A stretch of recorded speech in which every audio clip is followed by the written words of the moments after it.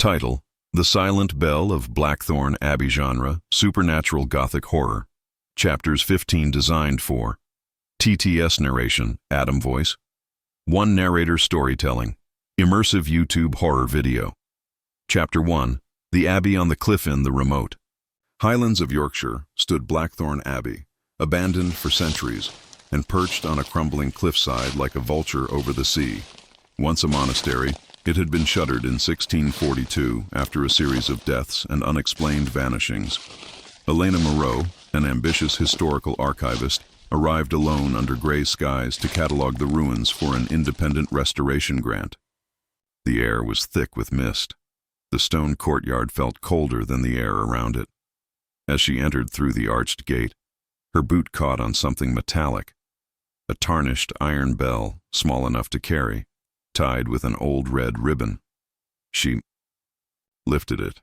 It made no sound. Chapter 2. The waking walls. Blackthorn Abbey's vast stone interior was dark, its air stale with centuries of rot. Statues of saints lined the halls, each defaced. The altar room was overgrown with moss, and the stained glass windows wept from broken panes. That night, Elena slept on a cot in the old vestry.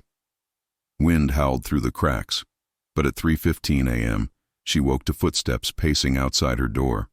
Deliberate, heavy, and rhythmic. No one else was there. She reached for the bell she had found earlier and shook it instinctively. It remained silent, but outside the door, the footsteps stopped. Chapter 3. The Bell That Does Not Ring. Elena discovered old documents hidden beneath the chapel's altar, wrapped in oilcloth. They were diary entries penned by Brother Sylvan, a monk who chronicled madness among the brethren. "We buried the boy beneath the old bell tower. Still he screams beneath the earth. The bell was taken. If it rings again, so shall he rise." She looked again at the bell. That night, she heard whispering in the stone walls, chanting in Latin, a boy sobbing beneath the floorboards, and at precisely 3:15 a.m., the bell moved on its own. It didn't ring, but something knocked from inside it. Chapter 4. The painted room in the east wing of the abbey was a sealed room painted entirely red, ceiling, floors, walls.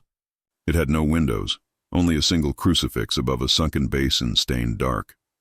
The walls bore scratched words, "The Red Room rings for the silence." Inside the basin, Elena found a ring of teeth. As she backed out, she glimpsed a young boy in monastic robes standing at the far end of the corridor. She blinked. He was gone. That night, she found her bedroom mirror fogged from the inside. Written with a finger was one word: ring. Chapter 5. The Choir Without Tongues. She uncovered a sealed staircase behind the abbey's library that led downward into catacombs. Dusty choir books lay scattered. On the wall hung portraits of child monks with dark empty sockets for eyes. A final page was torn and pinned above the altar. The choir sang when the bell rang. Then they lost their tongues. There were scratch marks around the catacombs' iron doors. Inside, the air was still. She found 13 tiny robes laid out in a circle around a rusted censer, and on the ground, 13 human tongues, blackened and shriveled. The silent bell pulsed with icy heat in her bag. Chapter 6. Brother Sylvan's Warning Hidden. Beneath the refectory floor, Elena found a skeleton in monk robes clutching a small book. The first page read, "If you hold the tea bell, it hears you. If you ring it, he finds you. If he finds you, you forget who you are." She turned the page. Her own name was scrawled in red. That night, her reflection didn't match her movements. At 3:15 a.m., she heard the boy's voice in her ear, soft and hoarse. "You're ringing it in your sleep." Chapter 7. The Well of Bones, a narrow.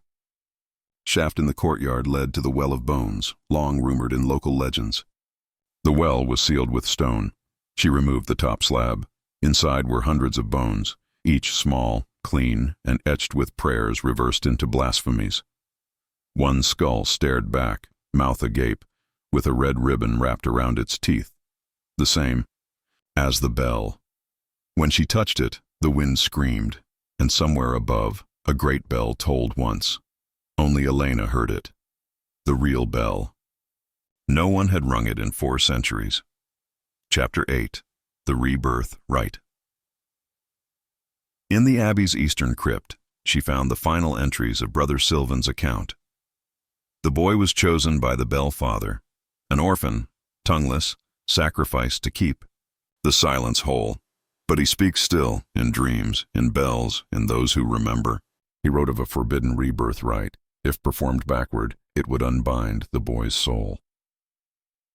The ingredients: blood of the listener, a bell with no sound, silence from sunset to sunrise, and a name spoken backward.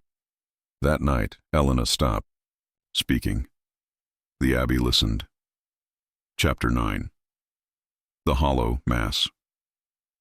The chapel glowed red with candlelight. Though she hadn't lit any, figures in monk robes gathered, faceless, with hollowed-out mouths. They began to chant, silently. The sound filled her mind, not her ears. A great spiritual pressure descended, like the weight of the sea pressing down. Then they turned, pointing toward her. Each had her face. Elena screamed and woke in her bed, soaked in seawater, and with salt crusted in her eyes. At the foot of her bed sat the bell, still silent, still watching. Chapter 10. The Bell Father's name, carved into the ceiling of the nave, only visible by firelight, was a name. Calbaston, she recognized it from a previous dream. A name the boy had whispered. Backward, she pronounced it forward. The walls groaned. The bell rang once. Its sound was low, ancient and wrong, like stone grinding on bone. That night the boy appeared at the foot of her bed again. He was no longer a boy. He was a hollowed man, smiling with too many teeth, whispering, "Now I remember you." Chapter 11. The bell that hungers. Every bell in the Abbey now swung on its own, though none made a sound. Her voice vanished. The sky above the Abbey turned to permanent twilight. No sun, no moon. She tried to flee but found herself walking in circles. The Abbey had sealed. It was no longer a place. It was a being, and the bell in her satchel grew heavier each hour. It throbbed like a heart, and it wanted to ring again. Chapter 12. The Black Mass. She was led, sleepwalking, into the chapel.